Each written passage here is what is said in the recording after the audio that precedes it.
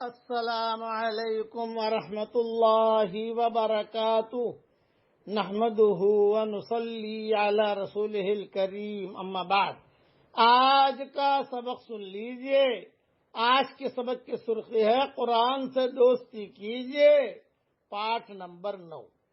حضرت ابو ہریرہ رضی اللہ تعالیٰ عنہ فرماتے ہیں کہ رسول اللہ صلی اللہ علیہ وسلم نے ارشاد فرمایا، قرآن شریف سیکھو پھر اس کو پڑھو، اس لیے کہ جو شخص قرآن شریف سیکھتا ہے اور پڑھتا ہے اور تہجد میں اس کو پڑھتا رہتا ہے، اس کی مثال اس کھلی تھیلی کی سے ہے، اس کھلی تھیلی کی سے ہے جو مشک سے بھری ہوئی ہو کہ اس کی خوشبو تمام مکان میں پھیلتی ہے۔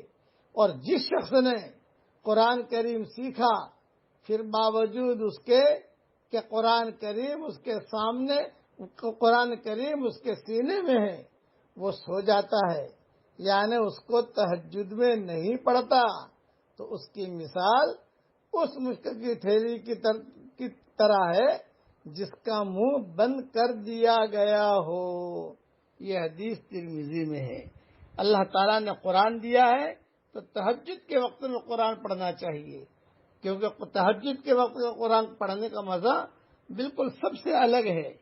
سلف صالحین تہجد میں قرآن بہت پڑھا کرتے تھے، اسی لیے میرا ایک جملہ بار بار کہوں گا، بہترین امت کا بہترین امتی وہ ہے جو قرآن لوگوں کو سکھائے اور قرآن سیکھے۔ اللہ تعالی ہمیں اس بہترین امت کا بہترین امتی بنا دے، آمین۔ وآخر دعوانا ان الحمدللہ رب العالمین۔